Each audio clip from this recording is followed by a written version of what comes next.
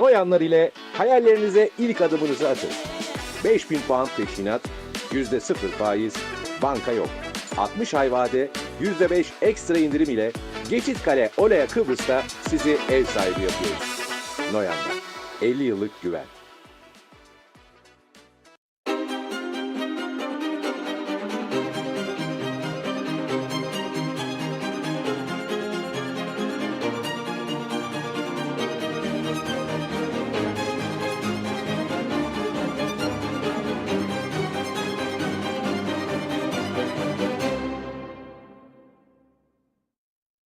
...2020 ekranlarından merhaba sevgili izleyenler. Gündem Özel programında Diyalog Medya Grubu Genel Yayın Yönetmeni Reşat Akar'la birlikte sizlerleyiz. Geciktik, hemen konu başlıklarını aktaralım. Evet, bugün programımıza bir son dakika gelişmesiyle başlıyoruz. Türk Havacılık ve Uzay Sanayi az önce terör saldırısı gerçekleşti. İçişleri Bakanı Ali Yerlikaya yaptığı açıklamada saldırı sonrası maalesef şehit ve yaralılarımız bulunmaktadır dedi. Gelişmeleri aktaracağız. Milliyetçi Hareket Partisi Genel Başkanı Devlet Bahçeli dün yaptığı bir konuşmada PKK terör örgütünün elebaşısı Abdullah Öcalan'a gel mecliste konuş çağrısı yapmıştı. Bahçeli'nin çağrısı ve liderlerin konuyla ilgili kısa değerlendirmelerini ekranlara yansıtacağız. Ayrıca Türkiye'nin tanınmış gazeteci ve yazarlarından Taha Akyol'la canlı bağlantı gerçekleştireceğiz. Evet, Kıbrıs'ın gündeminde ise ağırlıklı olarak trafik kazaları ve meclis başkanlığı seçimi bulunuyor. Polisin raporuna göre son bir hafta içinde meydana gelen trafik kazalarında 3 kişi hayatını kaybetti, 31 kişi de yaralandı. Dün Girne Tatlısu yolunda meydana gelen kazada 4 yabancı uyruklulardan bir tanesinin durumunun ciddiyetini koruduğu bildirildi. Bugün de Alsancak ve Lapta bölgelerinde meydana gelen kazalarda 2 kişi yaralı vaziyette hastaneye kaldırıldı. Detaylarını konuşacağız. Son olarak Kıbrıs'ın kuzeyinde ek mesai ödemelerinde yolsuzluk ve suistimal iddialarının araştırılması için Maliye Bakanlığı'na çağrı yapılırken Güney Kıbrıs'ta Rum lider Nikos Christodoulidis'in eşi tarafından yönetilen Bağımsız Sosyal Destek Fonu Rum Sayıştay tarafından incelemeye alındı. Yine ayrıntılarını ele alacağız. Buyurun Reşat Bey. Evet, herkese hayırlı günler dileyerek başlayalım. Maalesef üzücü bir haberle başlıyoruz bugün. Türkiye'de, yani bir yandan gözümüz kulağımız Orta Doğu'daki savaşta, bütün dünya televizyonları İsrail'in Beyrut'a yönelik hava saldırısını gösteriyor. Yıkılan binalar, enkaz altında kalan insanlar, ama bir taraftan da Türkiye'nin gündemi bir anda çok farklı bir konuya yöneldi. Dün başladı aslında bu gelişme. Milliyetçi Hareket Partisi Genel Başkanı Devlet Bahçeli dün grup toplantısında PKK terör örgütü elebaşısı Abdullah Öcalan'a yönelik bir çağrı yaptı. Beklenmedik bir çağrıydı. Gel dedi, Türkiye Büyük Millet Meclisi'nde konuşma yap dedi.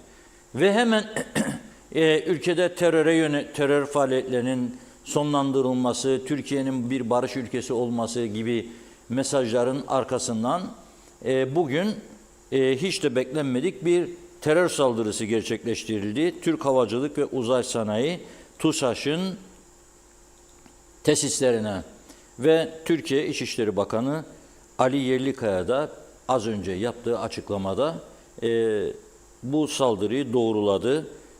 Bu maalesef dedi, şehit ve yaralılarımız vardır. O görüntüler arkadaşlar, Ankara'dan görüntüler vardır. O saldırıyla ilgili ilk gelen görüntüler tam da programımızdan hemen kısa bir zaman önce gerçekleşti bu saldırı ve orada silah sesleri duyuluyordu biz programa girmezden önce. Olay bitmiş değildi yani. Türkiye televizyonları da bu konuyu gündemlerinde canlı tutuyorlar. Yeni gerçekleşmiş bir saldırı. Daha yeni görüntüler. Özlem Hanım haber müdürümüz bu konuyla ilgili Anadolu Ajansı'na düşen görüntüler geldikçe bize bunları aktaracak. Haber merkezimiz de sizlere yansıtacak bunu. Şimdi düne denk geldi. Dünkü açıklamaların hemen bir gün sonrasına dün terörle ilgili beklenmedik bir girişim. Üstelik Abdullah Öcalan'a gel elimizi sık dedi Bahçeli. Bugün bu olay gerçekleşti. Şimdi Türkiye'de bunlar ne anlama geliyor, nasıl yorumlanıyor? Bunu Türkiye'nin ünlü gazeteci ve yazarlarından Sayın Taha Akyol'la canlı telefon bağlantısında konuşacağız. Hazır mı Taha Bey? Bağlantımız hazır. Skype'la bağlanacağız. Taha Bey. Evet. Sesim geliyor mu? Merhabalar Taha Bey. Sesiniz geliyor. Tamam. Evet, öncelikle geçmiş olsun dileklerimizi ileterek başlayalım. Türk Havacılık ve Uzay Sanayi TUSAŞ'a yönelik bir terör saldırısı olduğu ifade ediliyor. Hemen de sizinle bugünkü gündemi konuşurken yoktu bu. Sayın Bahçeli'nin dünkü çağrısını konuşacağız diye anlaşmıştık ama gün içerisinde hızlı bir şekilde gelişiyor bu olaylar. Önce dilerseniz Sayın Bahçeli'den başlayalım. Bu çağrıyı nasıl yorumladınız siz? Ve bir anda bir ortaya çıktı. Terör elebaşısı Abdullah Öcalan deniyordu. Şimdi Abdullah Öcalan'a gel mecliste konuş dendi. Önce bundan başlayalım. Dilerseniz siz deneyimli bir gazeteci yazar olarak nasıl yorumladınız bunu? Sayın Bahçeli'nin bu açıklaması çok sarsıcı bir sürpriz oldu. Çünkü kendisinden hiç beklenmeyecek bir açıklama yaptı daha önceki tavırlarıyla mukayese ettiğimizde. Fakat ondan önce ben TUSAŞ'a yapılan bu haince saldırıyı şiddetle kınıyorum. Bir terörist saldırısı olduğu belli. Sayın Bakan'ın açıklamasından da bu anlaşılıyor. Can kayıpları var. Şehitleri Allah'tan rahmet diliyorum. Bu üzüntümü ve niyazımı belirttikten sonra Bahçeli'nin konuşmasına geçelim. Bahçeli bugüne kadar Kürt kelimesini bile çok nadir olarak ağzına alan bir kavramdı, bir liderdi. Türkiye'de bir Kürt meselesinin olmadığını, bir terör meselesinin olduğunu söyleyen bir liderdi. 2015 Haziran'da Güneydoğu'da PKK'nın kazdığı hendeklere karşı, bu bir tuzaklarına karşı hükümet haklı olarak operasyon başlattığında da taş üstünde taş kalmamalıdır diye konuşma yapmıştı. Böyle bir çizgideki olan liderin birdenbire çıkıp Öcalan'ı Türkiye Büyük Millet Meclisi kürsüsünde değil, fakat Türkiye Büyük Millet Meclisi'nin çatısı altındaki DEM grubunda konuşma yapmaya çağırması, orada PKK teşkilatının lavını, terörün sona erdiğini ilan etmesini istedi. Evvela hukuken bir konu var. Abdullah Öcalan hakkında bir kanun çıkarılmadıkça Abdullah Öcalan hiçbir şekilde İmralı Adası'nın dışına çıkarılamaz. Burada Bahçeli'nin söylediği umut hakkı Abdullah Öcalan konuştuktan sonra bir umut hakkı kanunu çıkarılarak Abdullah Öcalan'ın tahliyesiydi. Halbuki umut kanunu çıktıktan sonra değil, çıkmadan önce, yani Abdullah Öcalan'ın hükümlü ve tutuklu durumu devam ederken meclise gelmesini söyledi.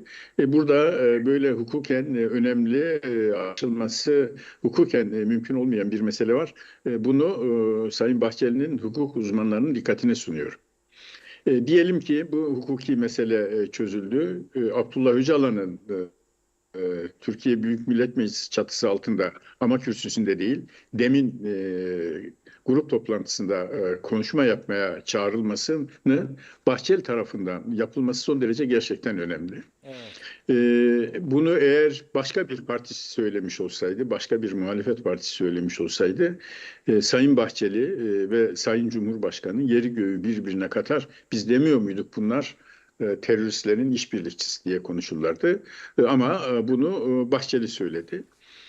Tabii ki böyle son derece önemli bir konuşmayı Bahçeli, hadi bugün de böyle konuşalım diye gelişgüzel bir kararla yapmış olamaz.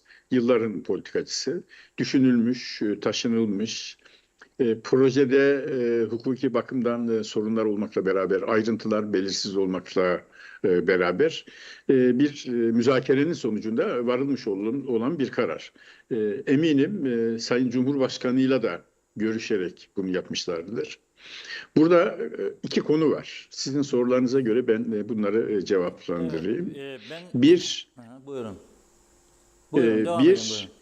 Bu proje uygulanabilir bir proje midir? Hakikaten bir hukuki formül bulunarak Abdullah Öcalan meclise getirilse, DEM grubunda PKK'ya sizi lağvettim, dağılın, teşkilatlarınızı dağıtın, silahlarınızı bırakın dese bu gerçekleşir mi?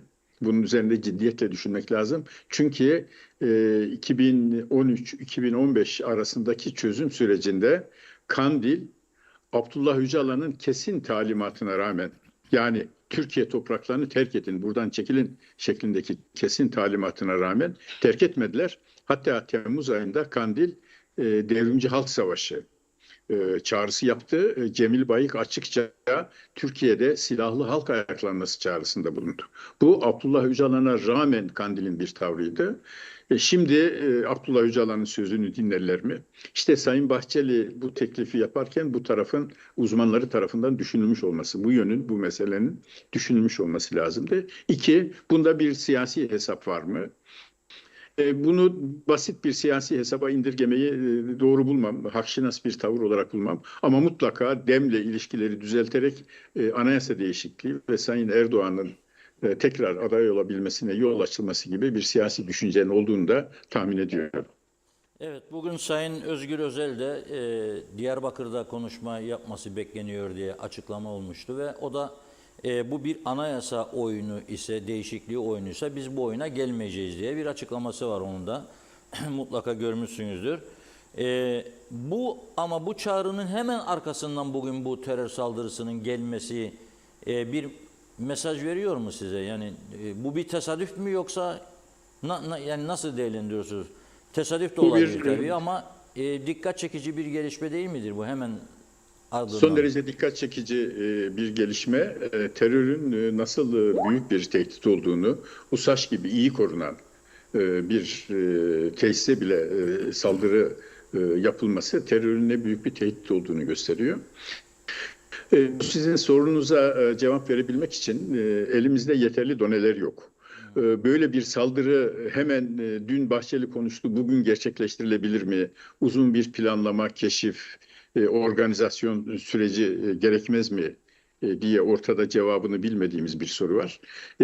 Bir başka hususta gerçekten PKK Bahçeli'ye Abdullah Öcalan'ın herhangi bir şekilde devreye girmesini peşinen önlemek için cevap vermiş de olabilir. Bunların hangisi henüz elimizde şudur diye cevap verebileceğimiz bir şey yok. Ayrıca bunu PKK mı yaptı, başkası mı yaptı? İlk akla gelen elbette PKK'dır. Başkası mı yaptı onu bilmiyoruz. Çünkü PKK daha önce de Ankara'nın göbeğinde İçişleri Bakanlığı'nın önünde çok kanlı bir terör saldırısında bulunmuştu. O yüzden bu sorunun cevabını ancak resmi makamlar ele geçirilen deliller hakkında bir açıklama yaptığında tahlil edebileceğiz. Peki son bir soru sormak istiyorum size. Bu Orta Doğu'daki gelişmelere paralel olarak Sayın Bahçeli bu çağrıyı yapmış olabilir mi? Yani Orta Doğu'da bu savaşlar, Sayın Erdoğan da birkaç günden beri diyor ki iç savunmamızı güçlendirmek zorundayız. Hatta fonlardan falan bahsediyorlar. İç cepheyi. Bir bağlantısı olabilir mi onun Orta Doğu meselesiyle?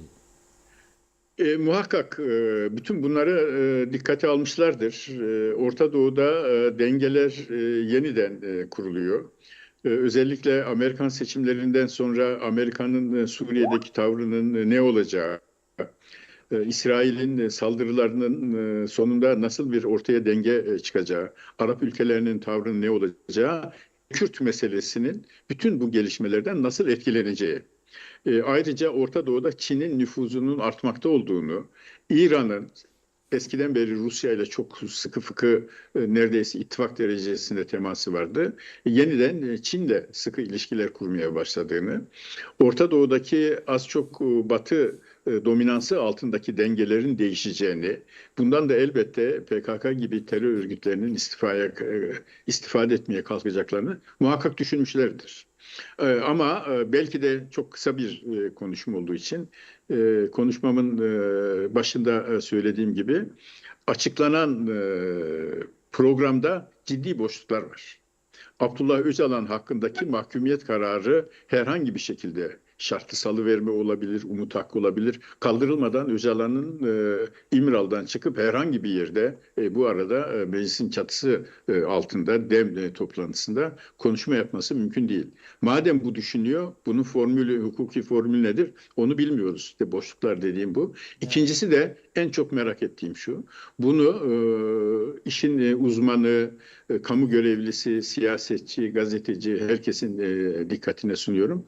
Acaba Abdullah Öcalan'ın böyle bir çağrısıyla PKK özellikle Suriye'de hem petrol gelirlerini kontrol eden hem Amerika Birleşik Devletleri tarafından maalesef vahim surette silahlandırılmış olan bir güce erişmişken Abdullah Öcalan İmral'dan çıkarıldı, böyle bir konuşma yaptı. Peki öyleyse biz de silahları bırakıp dağılıyoruz der mi? Bunun ciddi olarak araştırılmış olması lazım. Bu Sayın Bahçeli'nin söylediği projenin ciddiyeti bu sorunun cevabına bağlıdır.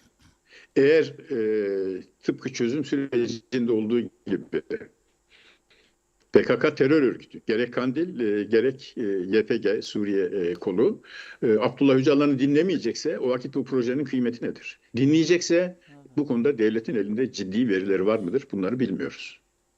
Evet, Sayın Taha Akyol, çok teşekkür ediyoruz. Gerçekten temas ettiğiniz konular çok önemli. Daha çok yeni, çok sıcak. Dediğiniz gibi hukuki boyutu var. Öcalan'ın serbest oradan çıkabilmesi için gerekli koşulların yaratılması lazım. Ama hemen arkasından bugün bu terör saldırının gerçekleşmesi. Ancak biz tabii Kıbrıs'tan şunu söyleyebiliriz. Allah Türkiye'mizin yardımcısı olsun. Çünkü Türkiye hapşurduğu zaman Kıbrıs'ta biz burada zatürre oluyoruz. Amin, amin. Onu söyleyeyim. Ben de bu vesileyle Kıbrıs Türklerine, KKTC vatandaşlarına, KKTC devletine esenlikler diliyorum, sevgilerimi sunuyorum. Çok sağ olun. Teşekkür ediyoruz. Evet, Sayın Taha Akyol, Türkiye'nin önde gelen ünlü gazeteci yazarlarından deneyimli bir insan. Onun görüşlerini aktardık. Dün Türkiye'deki Milliyetçi Hareket Partisi Genel Başkanı Sayın Devlet Bahçeli beklenmedik bir çağrı yaptı. PKK lideri, terör elebaşısı Abdullah Öcalan'a dedi ki, gel dedi, Türkiye Büyük Millet Meclisi'nde bir grup çatısı altına, tabii ki genel kurul salonunda değil, bir konuşma yap, terörün bittiğini, terör örgütünün tasfiye edileceğini ilan et dedi. Elimizi sık dedi. Bahçeli'nin ve ondan sonra Sayın Erdoğan'ın ve CHP Genel Başkanı Sayın Özgür Özel'in konuşmanın can alıcı noktalarını birlikte izleyelim. Bakın bunu niye veriyorum ben? Niye bugün bu haberle başlıyoruz? Sayın Bahçeli'nin çağrısı da bugün yerel basında sadece Diyalog Gazetesi'nde öne çıkarıldı. Son derece önemli bir süreçten geçiyoruz. Biz burada Kıbrıs'ta küçücük böyle meselelerin etrafında kısır döngüde dönüyoruz.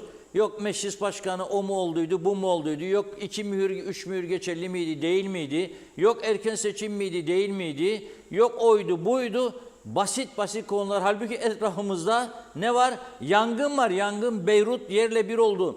Binaların altında insanlar var. Çok korkunç bir vaziyette gelişiyor Orta Doğu'daki olaylar. Güney Kıbrıs bir cephanelik üssü oldu. İngiliz savaş uçakları orada, Amerikan donanması orada ve biz Kıbrıs'ın kuzeyinde çok basit meselelerle uğraşıyoruz.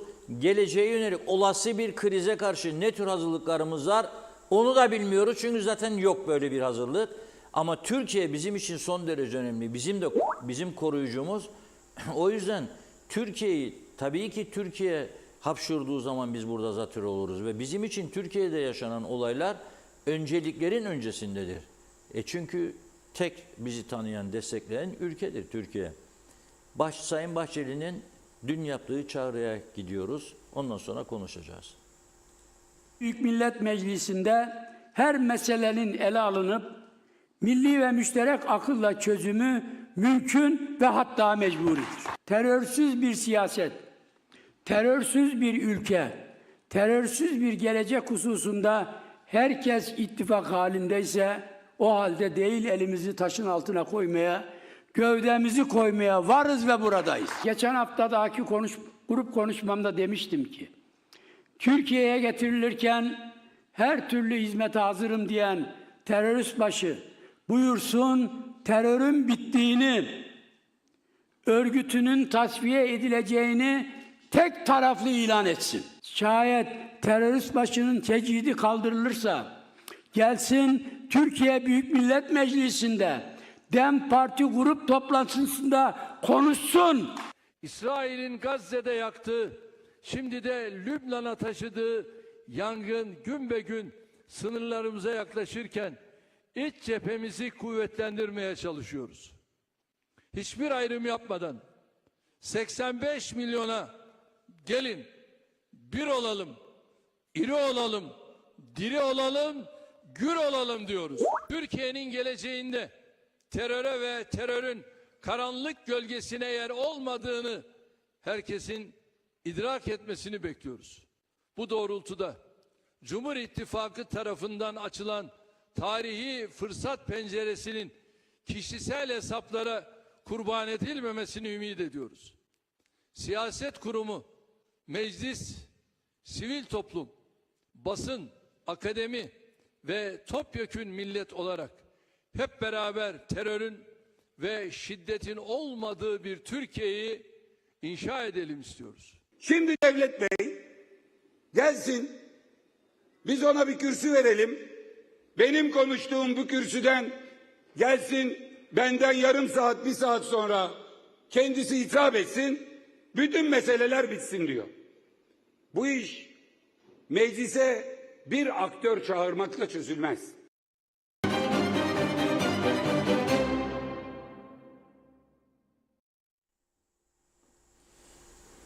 Evet, Türkiye'nin gündemi bu.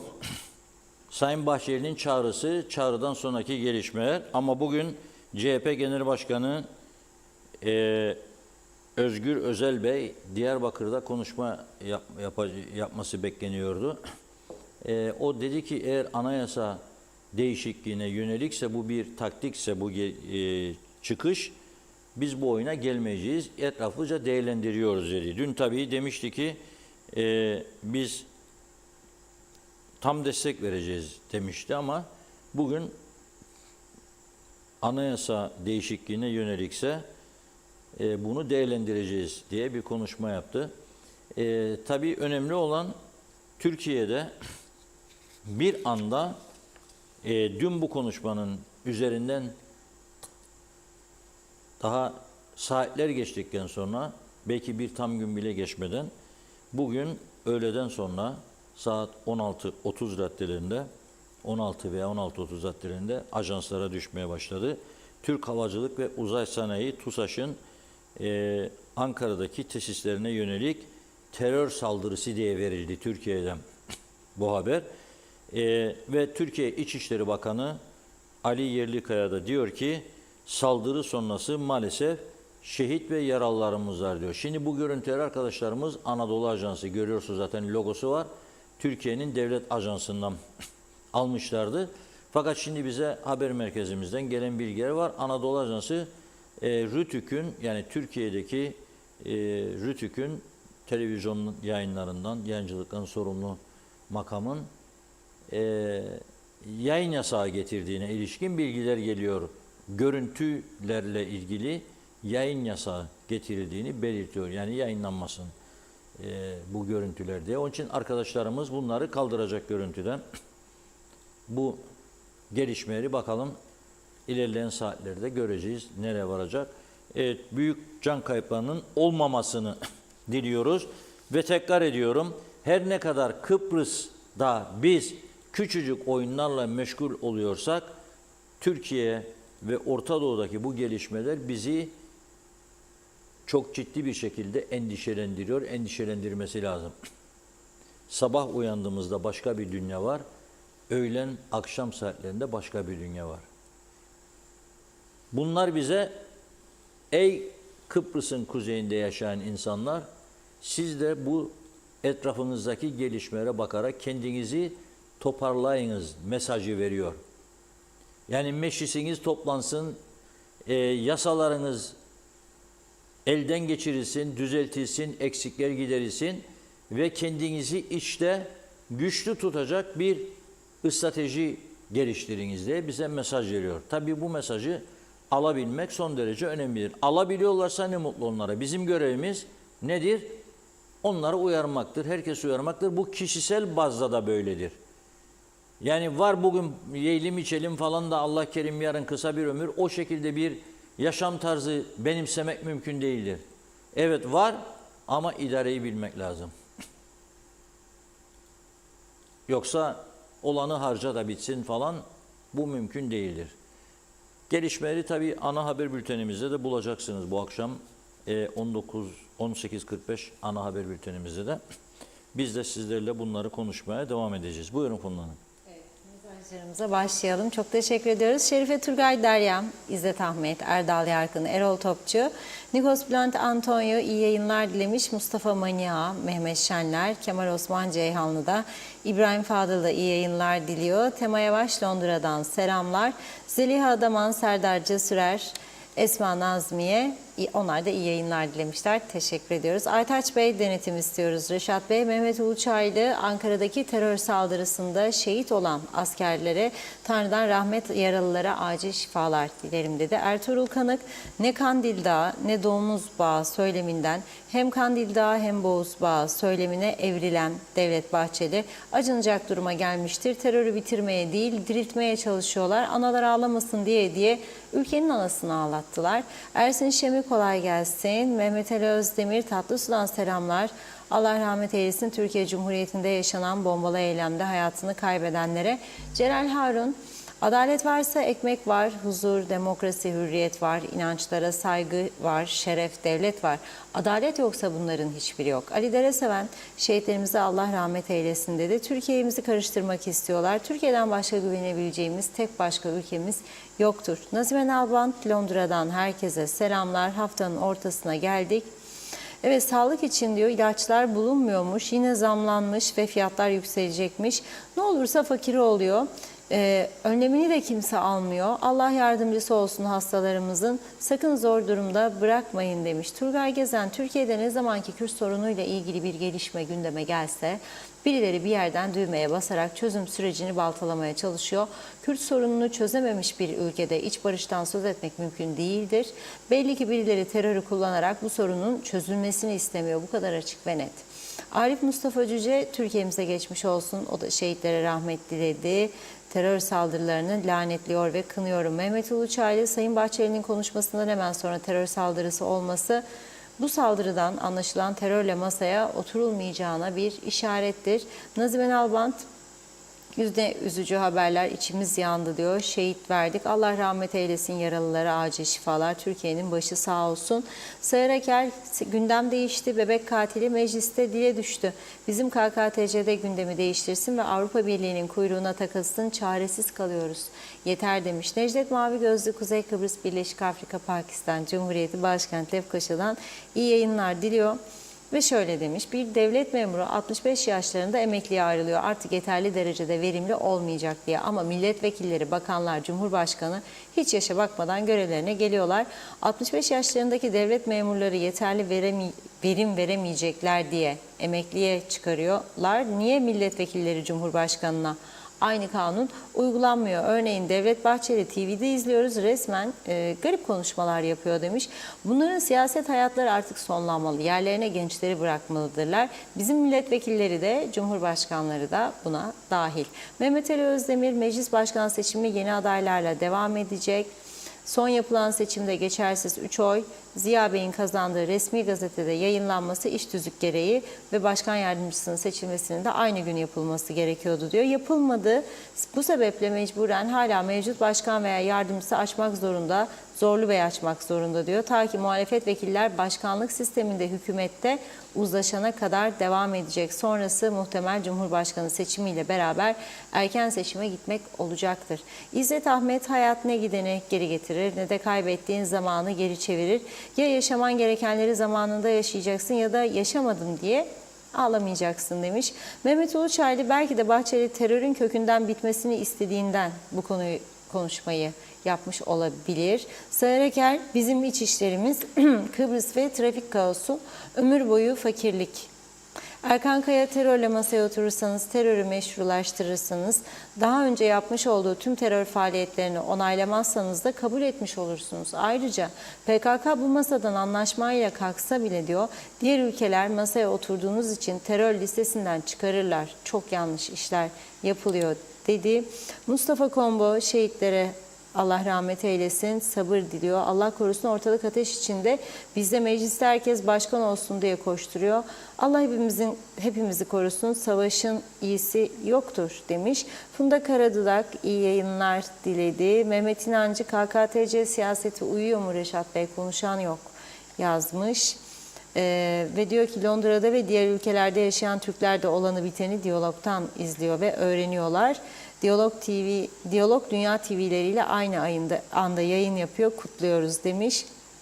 Arif Yüce Türk, Reşat abi Türkiye'mize geçmiş olsun. Fakat biz buradaki sahtekarlıkları göre ne yapalım, çekelim mi diyor bu sahtekarlıklardan. Halka hayır gelmez. Hasan Nihat Erduran kolay gelsin dedi. Hatice Momin iyi yayınlar. Fikret İpekçioğlu, bu memlekette bundan sonra iş yapacak olanlara sabır dilerim yazmış. Salih Mullalı, herkese selamlar, hayırlı akşamlar. Türkiye'mize güç, kuvvet ver Allah'ım diyor. Evet, şöyle bir bakıyorum. Şimdilik tamamladık gibi. Teşekkür ediyoruz. Yine devam edeceğiz. Buyurun. Evet, Türkiye'deki gelişmeleri dediğim gibi diğer haber bültenlerimizde yayınlamaya devam edeceğiz. Sizleri aydınlatacağız. Doğrudur. Türkiye'de olanları, bitenleri, dünyada olanları, bitenleri onlarla birlikte eş zamanlı, aynı zamanda, aynı heyecanla, aynı hassasiyetle bizler de buradan vermeye çalışıyoruz. Çünkü görevimiz gazeteciliktir. Bunu takip ediyoruz. Görevimizin başındayız. Olayların içerisindeyiz. Ve ekibimizle birlikte değerlendirerek gündeme taşıyoruz. Taşımaya da devam edeceğiz. Tabii Kuzey Kıbrıs'ın gündeminde şimdi Adıyaman'dan döndü heyetimiz. Başbakan oradaydı. Ana muhalefet lideri oradaydı. Bazı bakanlar, milletvekilleri oradaydı. Adaya döndüler ama hala da meclis başkanının sorunuyla ilgili tartışmalar devam ediyor. Dün canlı telefon bağlantısı kurmuştuk Fazilet Özdenefe Hanım'la, Cumhuriyet Meclisi Başkan Yardımcısı. Bu durumun netleşmediğini söylüyordu. Pazartesi günü Meclis Genel Kurulu toplanacak ama başkan olarak bu toplantıyı kim açacak bilinmiyor diyordu o da. Ulusal Birlik Partisi grubuna bakılırsa onlar meclis başkanlığı seçiminin bittiğini, Ziya Öztürkler'in başkan seçildiğini söylüyor. Ve şu an itibariyle programa girmeden önce de baktım. Resmi gazetede henüz Ziya Bey'in başkan seçildiğine ilişkin bir yayın yok. Yayınlanması lazım çünkü halen bu görevi sürdüren Zorlu Töre Bey meclis başkanlığını son birleşimde Ziya Öztürkler meclis başkanı seçilmiştir diye bir kapanış yaptı. Bunun resmi gazetede yayınlanması gerekiyordu. Bugüne kadar bekletildi. Belki Sayın Başbakan'ın Adıyaman'dan dönmesi bekleniyordu, bilmiyorum. Veya belki ilerleyen saatlerde bu gece de olabilir, yarın sabah da olabilir. Resmi gazetede yayınlanması da mümkün. Önemli olan Meclis Divanı'nın CTP tarafından yapılan itirazlara vereceği yanıt. Nasıl bir yanıt verilecek ve bu yanıt ne kadar geçerli olacak göreceğiz. Ama içimizden geçen şudur, bu kadar olayın yaşandığı bir süreçte biz burada daha fazla bu tür sorunlarla meşgul edilmeyelim diyorum. Çünkü yapılması gereken çok iş vardı. Yani onlar bölgemiz ateş içinde yanarken biz burada devamlı seçim, ülkenin geriye gitmesi doğru bir yaklaşım değildir. Şimdi ana gündem maddelerimizden biri olan trafik konusundan bahsetmek istiyorum. Polisin bugün son bir haftalık bülteni açıklandı. Yine bir hafta içerisinde 3 tane can kaybı var. 31 kişi de yaralandı. Düşünün siz. Kıbrıs gibi küçük bir yerde bu kaza dün Girne Tatlısu. Bakınız oturan bir bayan var yerde, yabancı uyruklu. Bu araba da kiralık araba. 2 tane yerli plakanın karıştığı kazada bir de yabancı plakalı araba var ve içinde 4 tane yabancı uyruklu insan var. Bu insanların hiçbir suçu yok. Bakın dün oldu bu kaza. Bugün detaylarını sizlerle paylaşmak istiyorum. Ama önce polisin bugün açıkladığı rapordan bahsedeyim. Bir hafta içerisinde 73 trafik kazası, 31 yaralanma, 3 tane can kaybı oldu diyor. Ve kaza sebepleri arasında sürat diyor yine ilk sırada. 14 Ekim 20 Ekim tarihli polis raporu bu. Kazaların 22'si sürat, 16'sı dikkatsiz sürüş, 12'si kavşakta durmama, 13'ü yakın takip, 10 diğer etkenlerden. Şimdi bu yakın takip, kavşakta durmamak, dikkatsiz sürüş, sürat, bunlar bizim kültürümüzün bir sonucudur. Yani bunlar kendiliğinden olan bir şey değil. Bir adam evet aracı çok süratli bir araç olabilir, motor gücü yüksek olabilir. Ama bu başkalarının hayatını tehlikeye sokacak şekilde bir sürüş yapma şansını vermez bize. Biz bunu bu şekilde değerlendiriyorsak sonucu kötüdür. 2, kavşakta durmama. Neden? Sorumsuzluk had safhada bu ülkede. Sorumluluk bilincinin kaybolması. Başkalarını umursamama. Ben öncelik benimdir, giderim, geçerim, ondan önde giderim. Bu psikolojik durum. Ve mesafe, araçlarda mesafe diyor ki yakın takip. Ne demektir yakın takip? Güney Kıbrıs'a geçenler bilecek. Öndeki bir araçla arkasındaki araç arasında 3 araçlık mesafe olması lazım. Ana yollarda Lefkoşa-Larnaca, Lefkoşa-Limassol ana yollarda giderken devamlı bu uyarılar vardır, trafik uyarısı. 3 araç mesafe bırakınız diyor. Çünkü ana yollarda 100 kilometre 15'te aşma hakkı vardır. 115 kilometre süratte giden önünüzdeki araç ani bir tehlike karşısında durursa arkadan gelen olarak siz ne kadar uzaksanız ona o kadar önleme şansınız var arkadan çarpmama açısından. Fakat bunu bizde bilen kaç tane sürücü var? Veyahut da bilse de uygulayan kaç sürücü var? Ya o ağır vasıtalar vardır, görüyorum trafikte. Kırmızı yandı değil mi trafik ışığı? Önündeki duruyor. Arkadaki böyle kamyonla, kamyonetle vuracak. 10 santimlik mesafe bırakmıyor arkadaş. Bu nedir? Öne geçme hırsıdır. Yani bir an önce ben öne geçeceğim, ondan önde gideceğim, ben daha çok göstereceğim kendimi. Bu cehalettir aslında. Kendini gösterme. Bütün bunların gelelim sebebine Yüce Meclis'in o güveni kaybetmesidir. Ülke yönetiminin güveni kaybetmesidir. Bir devlet korkusunun tamamen ortadan kalkmasıdır. Eğer devletten korkmaz duruma gelirse o ülkede yaşayanlar hepsinin vatandaş olmadığını biliyoruz değil mi? Vatandaş olması şart değil.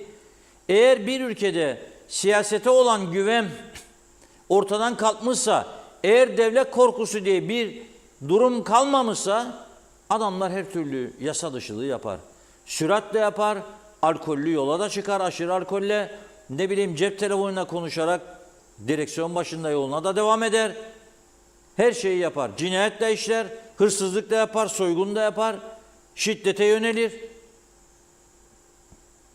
Çünkü bunun arkasından ağır bir ceza gelmeyeceğini düşünür. Gelse de kurtarırım diye düşünür. O yüzden ciddi bir önlem alması gerekiyor devletin. En fazla kaza diyor 28'de Lefkoşa, 18'de Gazimausa, 15'te Girne, 7 Güzelyurt, 5'i İskele'de. Bu hafta içerisinde çok önemli bir not var burada. Son bir haftada 17.655 araç denetlemiş polis. Az bir rakam değildir. Ha daha çok denetlemesi gerekir mi? Bana göre evet. Günün daha değişik saatlerinde evet. Ama personel yok. Polisin hem personel hem araç gereç eksikliği var. 17.655'ten 3.227 tane sürücü rapor edilmiş. 183 araç trafikte men edilmiş, 8 sürücü tutuklanmış. Bu ne demektir? Suç patlaması demektir. Aynı adayı paylaşıyoruz. Kıbrıs'ın güneyinde Bu kadar bir suç yok trafikte. Kıbrıs'ın güneyinde bu kadar can kaybı yok. Bizim 2 katımızdan fazla bir nüfus var orada. Ve bizim 4 katımız kadar turist ağırlıyorlar. Ama bu kadar bir trafik kazası yok. Bu kadar trafikte suç yok. 17 binde 3227 sürücü rapor edilmiş. Bu 3227'nin 1162'si sürat, 17 tehlikeli sürüş, 51 dikkatsiz sürüş. Dün rakamları vermiştim size, bugün Diyalog Gazetesi'nde var. 407 bin araç var trafikte seyreden ve Kuzey Kıbrıs Türk Cumhuriyeti Bayındırlık Ulaştırma Bakanlığı'nın yolları tamir edecek parası, bütçesi yok. Trafik ikaz işaretlerini değiştirecek parası, gücü yok. Ama bu taraftan sadece bu 17 bin kişiden 252 tanesi sürüş ehliyeti, seyir sefer ruhsatı yok. Araç ruhsatı olmadan yola çıkıyorlar. Bu devletin gelirleri açısından çok büyük bir kayıptır. Ve 252 tane sadece 17 bin kontrolda ortaya çıkıyor. Büyük bir kayıptır. Ve bunları kayıt altına alamıyorlar. Neden? Bunun cezasının çok düşük olmasından. Şimdi ruhsatsız yakaladı ya kendisini, orada araç ruhsatı yok. Çok düşük bir cezayla onunla gidip öderse tabii, ödemeyebilir de. Polis birkaç defa ihbarda bulunacak. Kim gidip tahsil edecek? Bu polisin rapor ettiklerinden parayı tahsil edecek bir organizasyon yok. Daha önce polis yapıyordu. Sonra tahsilat için ihaleye çıktılar. Bir şirket aldı. Sonra birileri gitti, dedi ki rekabet kuruluna, buna itirazımız vardır. Bu ihale şaibeyle sonuçlanmıştır dedi. İtiraz kurulu bir ay incelemiş. Bir ay sonra demiş ki iptal ediyorum. Yeniden ihaleye çıkılacaktı. Çıkıldı mı, çıkılmadı mı? Sonuçlandı mı, sonuçlanmadı mı? Hiçbir şey bilmiyoruz. Netlik yok. Ve durum bu şekilde gidiyor. Sürüş esnasında cep telefonu kullanan 73,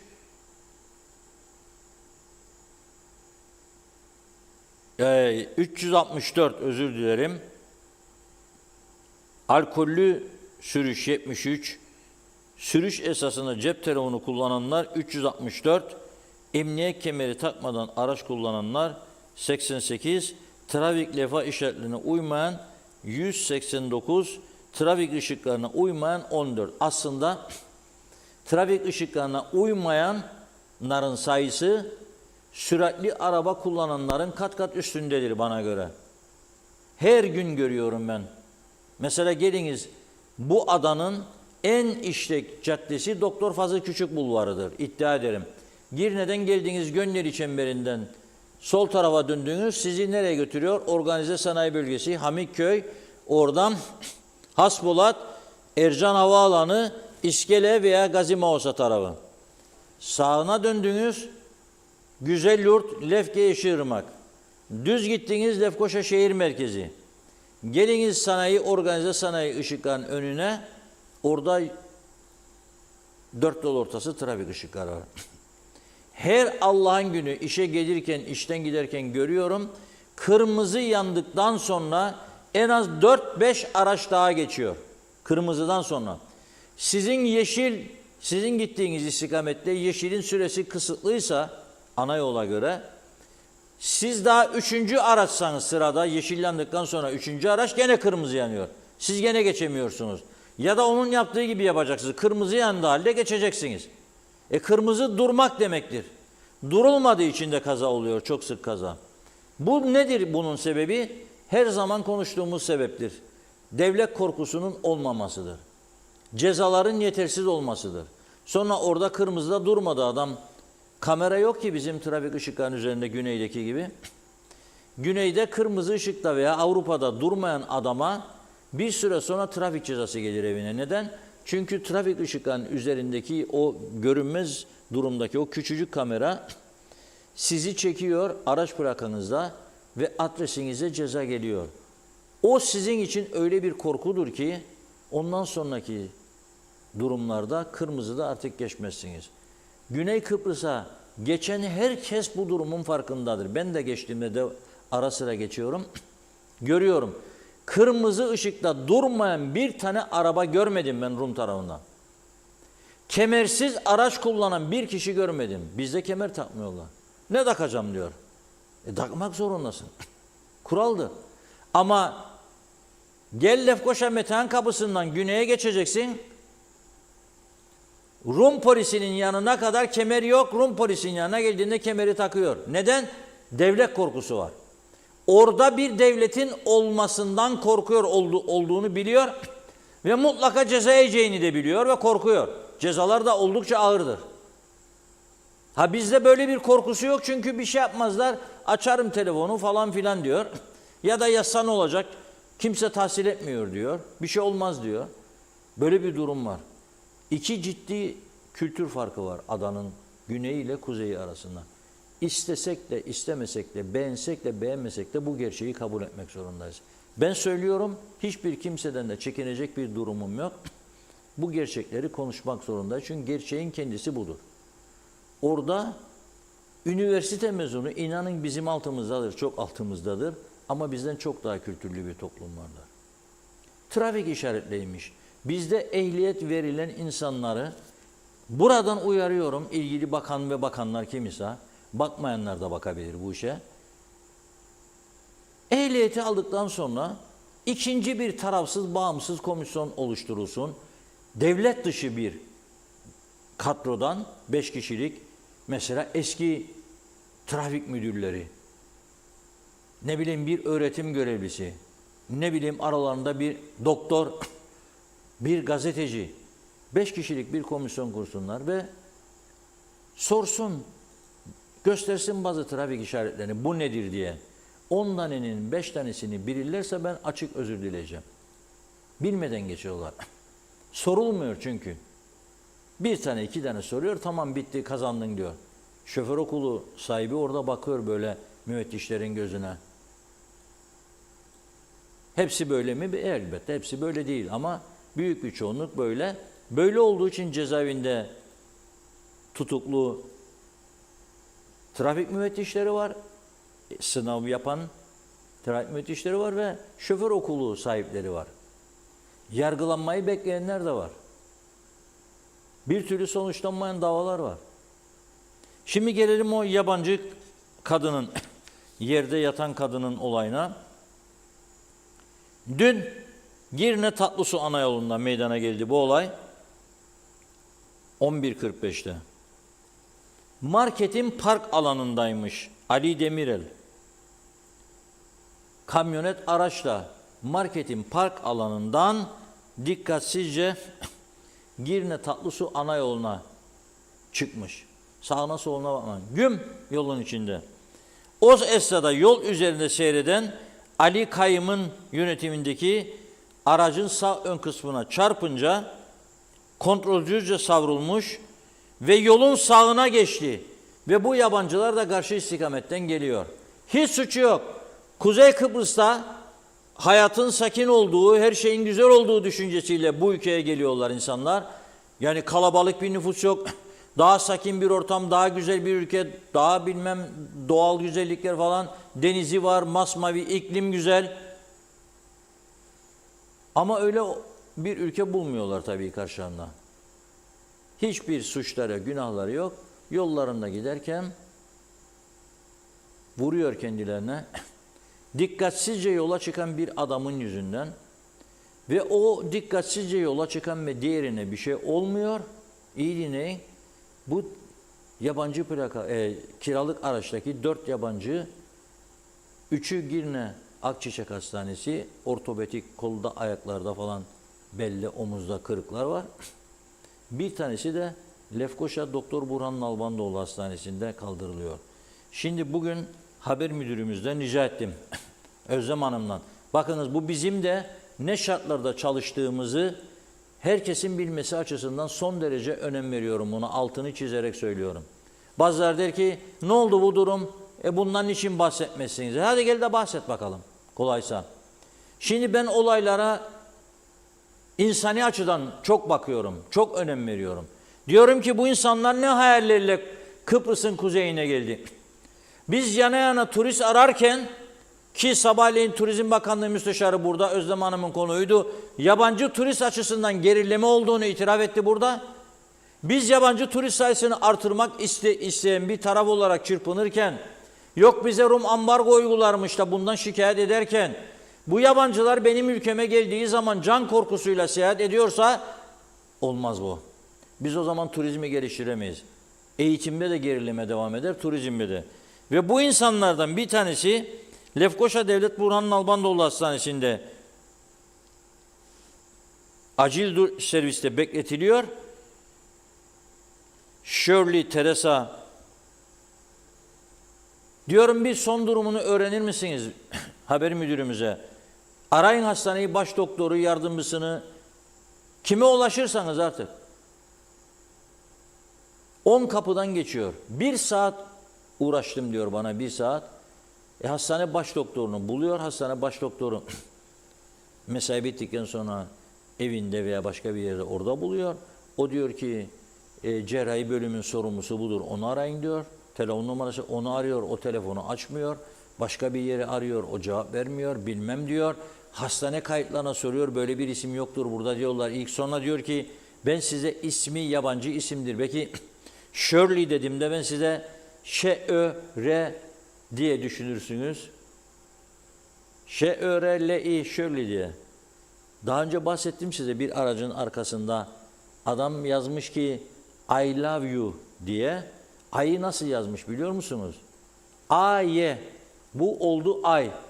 Love nasıl yazmış? Love, L-A-V. Love. Yu'yu nasıl yazmış? Y-U. Bu yeni İngilizce demektir bu. Yani bunu alışmamız lazım. Arabanın arka camında okudum ben bunu.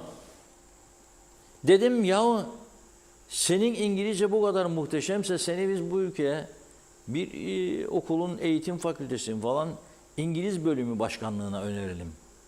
Ya İngilizcen yoksa ayıptır. Bu yani niye cama? Cama yazı yazmak da yasaktır. Normalde yasaktır. Ama bu ülkede o da serbest. Polislere sorduk kaç defa polis müfettişlerine, yasaktır diyor. Ne tutmazsınız? Hangi birini diyor. Onu durduracak ne varsa üstünde aracının sök diyeceksin burada, söktüreceksin ve öyle göndereceksin. Cezayı da keseceksin tabii. Bu ülke artık bazı alışılmışlığın dışında tedbirler olmazsa düzelme şansı yoktur, açık söyleyeyim. Gittikçe daha da bozulur. Ve sonunda kadının orada halen yoğun bakımda olduğu bilgisini aldık. Eğer bu ülkede ben yetkili bir makamda olsaydım bir demet çiçek alır gider, hem özür dilerdim hem geçmiş olsun dileklerimi iletirdim. Ve polisle de toplantı yapardım anında. Daha sıkı tedbirleri nasıl alabiliriz diye. Yani şu anda meclis başkanı mesela seçildi mi seçilmediği tartışmaları var. Bütün oradaki koruma görevi yapan polisleri falan filan, eski başbakanlar, eski cumhurbaşkanı alırım, trafiğe salarım. Ben onu yapardım. Bu kadar lüks içinde yaşıyoruz. Eski bakan, eski meclis başkanı, eski başbakanlar, eski cumhurbaşkanlarına koruma veriyor bu zavallı, fakir, küçücük devlet. Düşünün siz, ama yolları denetleyecek polisi yok yeterince. 12 yaş ortalaması araç kullanıyor polis. Ve dikkat edin, bunu kaçıncıdır ben buradan söylüyorum.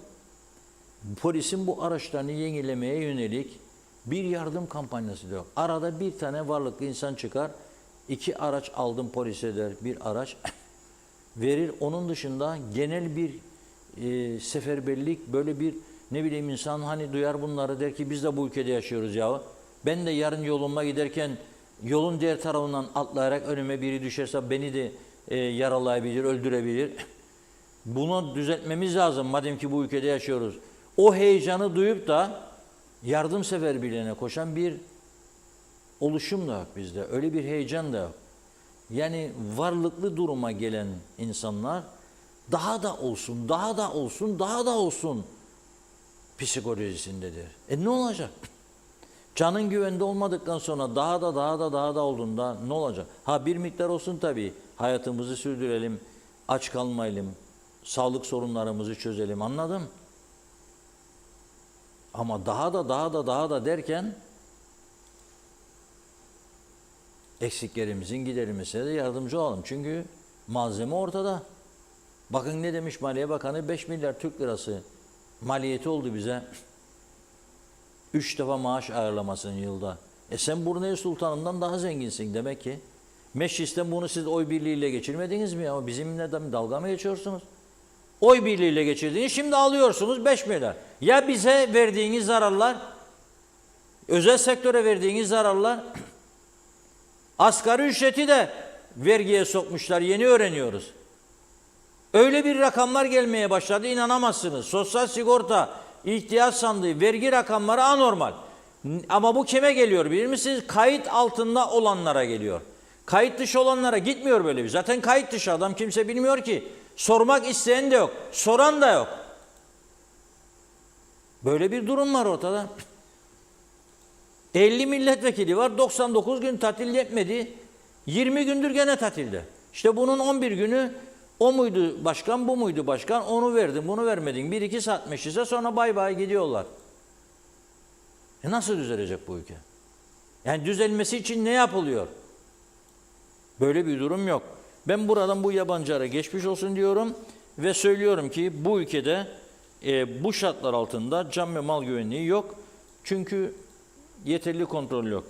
Bugün de mesela Alsancak Lapta'da meydana gelen kazalarla ilgili açıklama var polisten. 29 yaşındaki sürücü Mertcan Elgalp Karaoğlanoğlu Caddesi'nde meyilli viraja geldiğinde dikkatsizliği sonucunda hakimiyetini kaybetmiş. Çünkü hem sürat var hem dikkatsiz. Viraja geldiğinde virajı alamıyor. Orta refüj içindeki bordür taşına çarptıktan sonra elektrik direğine çarpıyor. Ondan sonra takla atarak o da karşı şeride geçiyor. Tavanının üzerinde duruyor. İyi ki o sırada karşı şeritten gelen biri yoktu, öldüreceğiydi onu. Öldüreceğiydi. Kimin umurunda? Lapta'da ise Halil İbrahim Kaçak 29 yaşında 187 miligram alkol tesiri altında. O da dikkatsizliği sonucunda yolun sağına geçiyor ve karşı istikametten gelen Mehmet Çetin 34 yaşında o araç ile yüz yüze çarpışıyor. Gene işte bakın. Şimdi bu Mehmet Çetin'in ne suçu var? Normal yolunda gider. Öteki çekmiş kafayı iyice, basmış gaza, geçmiş yolun karşısına ve yüz yüze çarpışıyor. Hadi bakalım. Şimdi söyleyin bana, siz can güvenliği var mı bu ülkede? Bunu durdurmazsak ne turizm gelişir, ne eğitim gelişir, ne buraya iyi, kültürlü, varlıklı insan çekebiliriz. Böyle birbirimize zarar vererek yaşamaya devam ederiz yahut da göç yollarına düşeriz. Nitekim göç son zamanlarda hızlanmıştır diye haberler geliyor. Buyurun Funda Hanım. Mesajlarımıza Semavi Aşık iyi yayınlar diliyorum demiş. İsmet Sencer harikasınız, hayırlı yayınlar. Aynur Yüzügüler, Şenol Tatlıcıoğlu, onlar da iyi yayınlar, selamlar. Fevzi Teke güzel yayınlar diledi. Celal Harun, Şifa Harun'un mesajını aktarıyor. Ankara'daki terör saldırısında şehit olan askerlerimize Tanrı'dan rahmet, yaralılara acil şifalar dilerim. Salih Mullalı, bu kısır döngü bizi çok hantal, iş yapamaz hale getirdi. Bir an önce çelme takmaya gelenler ayıklanıp diyor temizlenmeli. Aynı zamanda demiş ki hiçbir kavşakta ne dur işareti var ne de bir çizgi. Ahmet Ulubay, ülkedeki yabancı uyruklulara ehliyet verilmesine derhal son verilmeli. Ali Dereseven, diyalog Kıbrıs Türk'ünün gözü kulağı. Kuzey Kıbrıs'ın halkın tek kanalı, ülkede var olan iyi kötü sorunları yalnızca diyalogtan öğreniyoruz. Yorum yaparak sorunların çözümüne fikirlerimizi söyleme fırsatı buluyoruz. Kısacası diyor, göz bebeğidir Kuzey Kıbrıs'ın. Başta Reşat Bey olmak üzere tüm diyalog çalışmaları çalışanlarına şükranlarımı iletiyorum demiş Ali Bey. Baybars Özcömert, trafik tam bir keşmekeş. Bu kadar araca bu yol çok yetersiz. Katil kamyonlar ve tırlar, bunların yüzünden bitmiş bir sistem. Nilüfer Canova, bugün çift şerit yolda adam sağ şeridi almış gidiyor, sola geçmiyor, ışık çakıyorum umursamıyor. Sonra solundan geçtim, baktım iş arabasını kullanan zenciler. Mehmet Uluçaylı, birçok araç polisin olduğu noktaları bildiğinden tali yollara dönüp polisi atlatıyor demiş. Diğer mesajında da diyor ki kiralık araçlar çok büyük bir tehlikedir yollarda. Mehmet İnancı, hiçbir suçun önüne gelecek bir işaret görmedik. Hapishanelerin durumu vahim. Mustafa Kombo, bizim halkımız ömürlüdür demiş. Onun için bu memlekete hiçbir şey olmaz. Birileri başımıza vurmaya kalkmadıkça herhalde diyor. Bu halk akıl koymaz. Ergün Yahat, Reşat Bey, beklerim bir de YDP Genel Sekreteri Turan Büyük Yılmaz'ın Kıbrıs Türkiye'nin üzerinde kambur açıklamalarına bir tepki de siz koyun. Gerçekten üzücü. Ben beklerdim tüm siyasiler bunu eleştirsin, ancak Demokrat Parti milletvekili bir de Kudret Özersay eleştirdi. Bu güzel ülkeyi nereye çekmeye çalışıyorlar? Turgay Gezen, mevcut yollar artık hızla artan araç sayısını çekemez oldu. Kazaların artması bana göre birinci neden bu.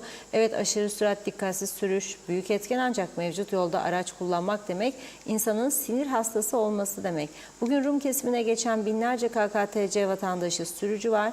Orada niye Kuzey Kıbrıs'taki kadar kaza yapmıyorlar diyeceksiniz ki orada otorite ve cezadan korktukları için daha dikkatli. Belki bir neden budur, ancak orada birçok alternatif yol, alt üst geçit var. Dolayısıyla sürüş güvenliği daha rahat, bu da daha az kaza demek. Ali Rıza Kavaz, gününde araç muayenesini yaptırıyorum, seyir seferimi ödüyorum, sigortamı yaptırıyorum. Doğru düzgün yollarda arabamı sürmek hakkım değil mi? Mecliste halkın yararına çalışması gereken vekiller inşallah tatilden bir zahmet dönsünler artık, bu yolların ve trafiğin çaresine baksınlar demiş. Salih Mullalı, gelişmemiş, geri kalmış ülkelerde trafik kurallarına uymamak normal. Bunu akşamdan sabaha değişir mi? Zor. Özhan Ali, alın size çok kültürlülük, okullar açıldı, trafik teröristi öğrenciler geldi, suç patlaması. Kaçı Kıbrıslı, kaçı Türkiye'li, kaçı Zenci, Bulgar, Azerbaycanlı. 2 aylık öğrenci yeni kayıt taksicilik yapıyor. Nasıl olur? 1980'den 2024'e bu kadar kaza olmadı. Pandemiden sonra patladı. Pandemide ehliyeti verdiler. Polis kontrol etmeli. Ehliyet tarihlerini diyor. Pandemi tarihinde varsa görsünler ki 12 ders pandemi sürdü. Sokak aralarında araba sürmeyi öğretir turistler diyor eşlerine veya çocuklarına. Zehra Konaç, trafik artık can pazarı demiş. İşaret vermemize rağmen ana yoldan dönmek için yine arabanın arkasına dayanan bir araba oluyor ve yolda devrilecekmiş gibi boru çalıyor bazıları. Celal Harun, ülkede bu kadar beceriksiz, aciz, liyakatsız, basiretsiz, uğursuz bir iktidar ne görüldü ne duyuldu. Yeter artık, bıktık demiş. Mehmet İnancı, bu kadar trafik kazası korkutucu, çok sert ceza gerekir mi diyor. Reşat Bey demiş, Ziya Bey şimdi başkan mı diye de ayrıca sordu. Sayar Aker, bugün de aydınlandık, teşekkürler. Fatma Gürel, Meclis Başkanı Öztürkler resmi gazetede yayınlandı diyor Fatma Hanım. Şöyle bir yenileyelim bakalım, okumadığımız var mı? Muhammed Hacer Kılıç, Türkiye'me geçmiş olsun, İyi yayınlar dilemiş. Erhan Yapıcıoğlu, örtülü ödenekleri bol keseden dağıttılar, sonra borç aldık diye şikayet ederler. Evet, zannediyorum tamamladık. Çok teşekkür ediyoruz. Buyurun. Evet, şimdi özelden geldi bana. Resmi gazetede yayınlanmış Ziya Bey'in başkan seçildiğine ilişkin meclis kararı resmi gazetede yayınlandı. Şöyle diyor: Kuzey Kıbrıs Türk Cumhuriyeti Cumhuriyet Meclisi Başkanı, Cumhuriyet Meclisi'nin 7 Ekim 2014 tarihli ikinci birleşiminin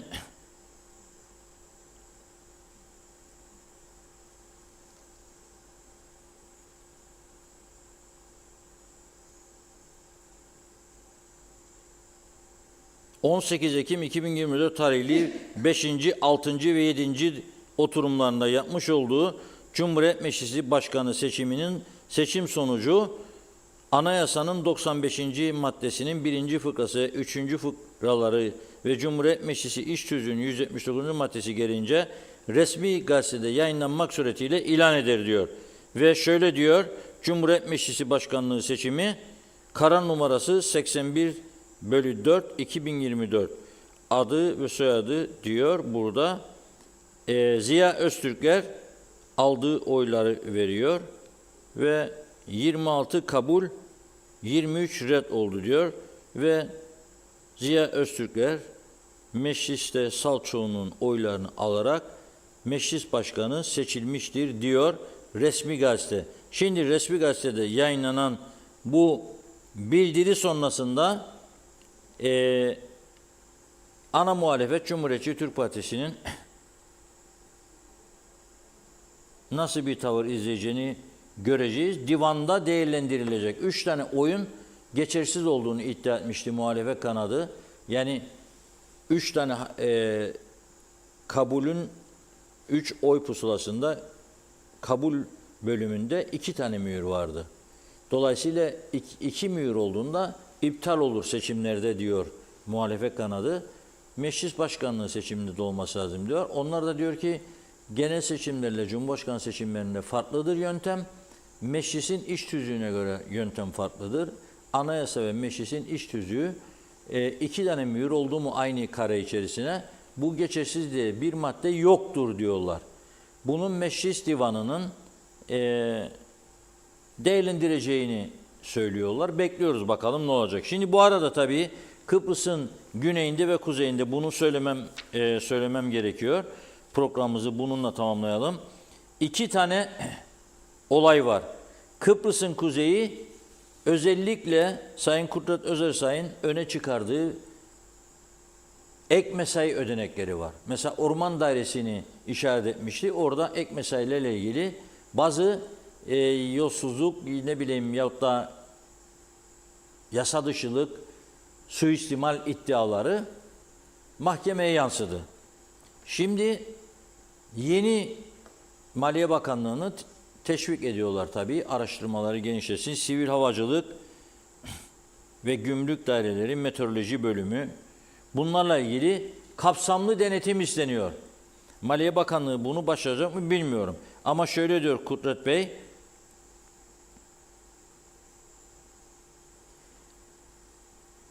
Maliye Teftiş ve İnceleme Kurulu'nun Lefkoşa, Girne ve Gazimavsa'daki gümrük daireleri ve meteoroloji birimlerinde denetimler başlatmasını olumlu karşılıyoruz. Ancak denetimlerin geçmiş dönemi de kapsaması gerekir diyor.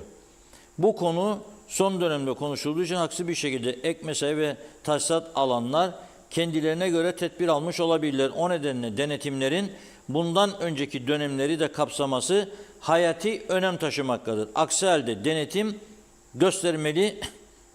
göstermeli kalacaktır diyor. Şimdi tabii ki bu ek mesai öyle küçümsemeyelim. 2 milyar belki de üzerinde olacak bu yıl sonu itibariyle. Çok büyük bir para gidiyor ek mesailere. Bunun da ana sebebi vardiya sistemine geçmemeleri. İnat ve ısrarla sağlıkta, eğitimde tam güne geçmediler. Gümrüklerde, sivil havacılıkta, hastanelerde vardiya sistemini uygulamıyorlar. Ve ek mesai harcamaya devam ediyorlar. Halbuki bu 2 milyar Türk lirasıyla Kuzey Kıbrıs'ın bütün yollara Amerikan asfaltı döşenir, trafik çok daha farklı bir konuma gelebilirdi. Ama yapmıyorlar. İlginç bir durum. Kıbrıs'ın güneyinde ise gene söyleyeceğim adamların demokrasisine de son zamanlarda hayran kaldım. Şimdiki Rum lideri Christodoulidis'in hanımı, First Lady'si yani, epey zaman önce 2013 yılında üniversite öğrencilerini desteklemek amacıyla Bağımsız Sosyal Destek Fonu adı altında bir örgütlemeye gitmiş. Bu fon bağış toplamaya başlamış ve iddiaya göre 2.200.000 euro da bağış toplamış bugüne kadar.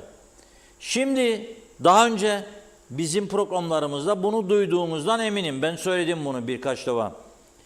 Güney Kıbrıs'ın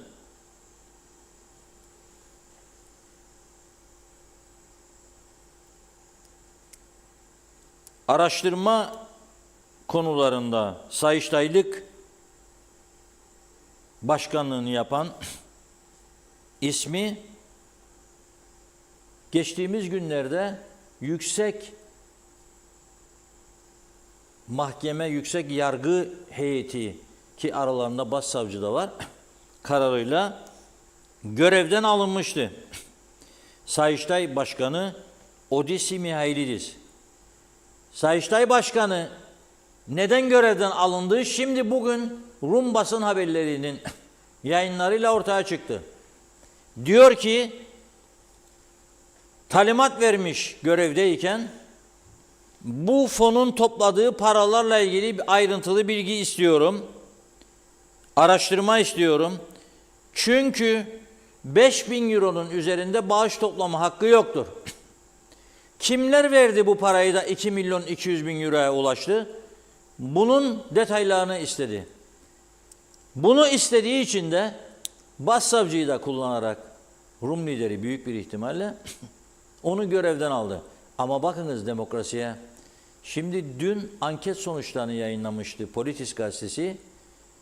Bu Sayıştay Başkanlığı görevinden alınan Odysseus Mihailidis, parti kurarsa destekler misiniz sorusuna o kadar bir güçlü destek geldi ki eğer parti kurarsa ilk seçimlerde ikinci parti olacak.